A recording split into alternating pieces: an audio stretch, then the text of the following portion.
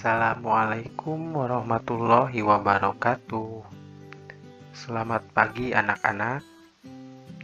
Bertemu kembali dengan Bapak di kelas fikih. Bagaimana kalian sudah siap untuk belajar hari ini? Baik, untuk materi pelajaran hari ini ialah materi tentang toharoh.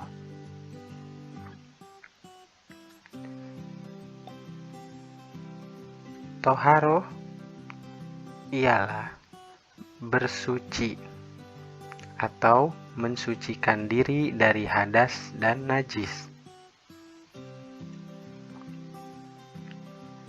Najis, kotoran yang menjadi sebab terhalangnya seseorang untuk beribadah kepada Allah Subhanahu wa Ta'ala. Sedangkan hadas, kondisi tidak suci seorang Muslim yang menyebabkan terhalangnya orang itu untuk beribadah kepada Allah.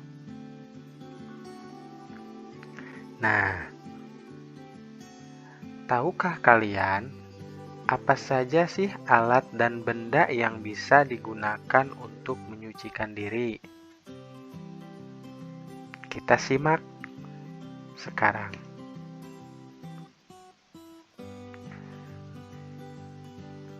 Alat bersuci di sini terdiri dari 5 macam. Yang pertama, air. Yang kedua, batu. Yang ketiga, tisu. Yang keempat, daun. Dan yang kelima, kayu. Nah, adapun macam-macam air yang bisa digunakan untuk bersuci. Yang pertama ada air hujan, yang kedua ada air sumur, yang ketiga es batu atau air salju, yang keempat air sungai, yang kelima air laut, yang keenam mata air, dan yang ketujuh air embun.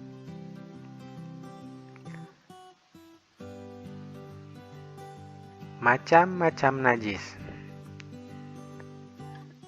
Najis bisa dibagi menjadi 3.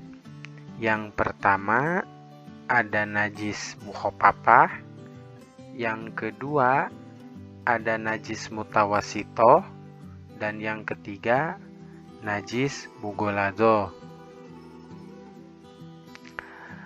Najis mukhofafah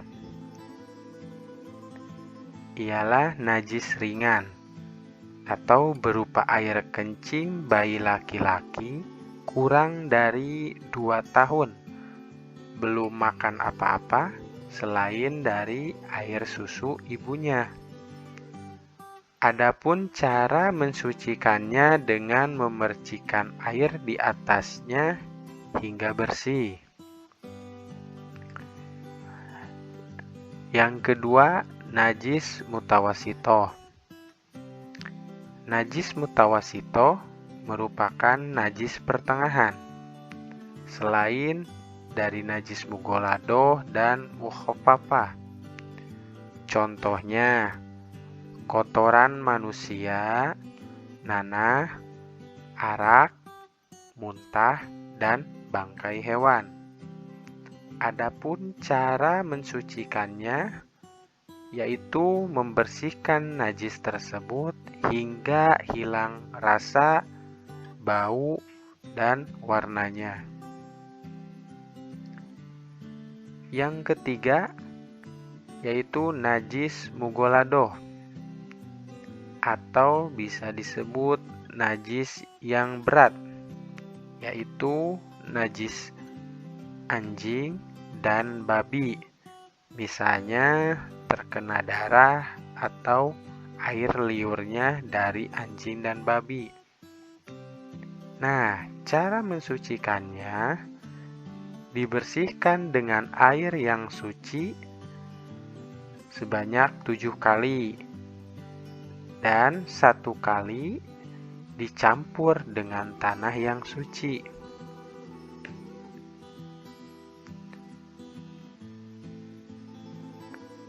Adapun tata cara untuk bersuci itu dibagi menjadi 3. Yang pertama, hadas kecil, itu bersucinya dengan wudhu atau tayamum.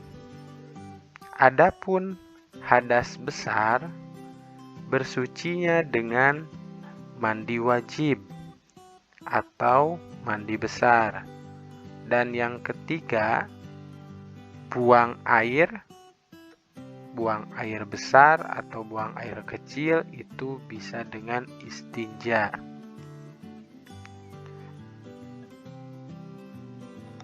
Wudhu adalah salah satu cara mensucikan anggota tubuh dengan air. Nah, seorang muslim diwajibkan bersuci setiap akan melaksanakan sholat. Adapun tayamum ini merupakan pengganti dari wudhu.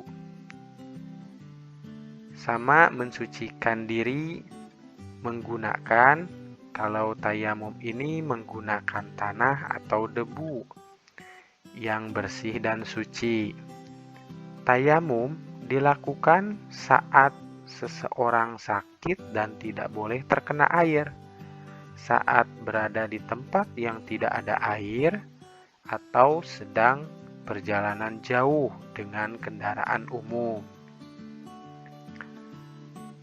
Sedangkan mandi wajib ialah bersuci dengan cara meratakan air ke seluruh tubuh, dari ujung kepala hingga ke ujung telapak kaki dengan niat tertentu. Mandi wajib dilakukan ketika berhenti dari haid dan nifas bagi perempuan. Adapun ketika memandikan mayat ataupun orang kafir masuk Islam atau mu'alaf. Dan yang selanjutnya ialah istinja. Istinja merupakan membersihkan diri dari kotoran setelah buang air besar atau buang air kecil. Jika tidak ada air, kita bisa loh membersihkan kotoran dengan tisu. Nah, anak-anak, sekian dan terima kasih yang bisa Bapak sampaikan. Wassalamualaikum warahmatullahi wabarakatuh.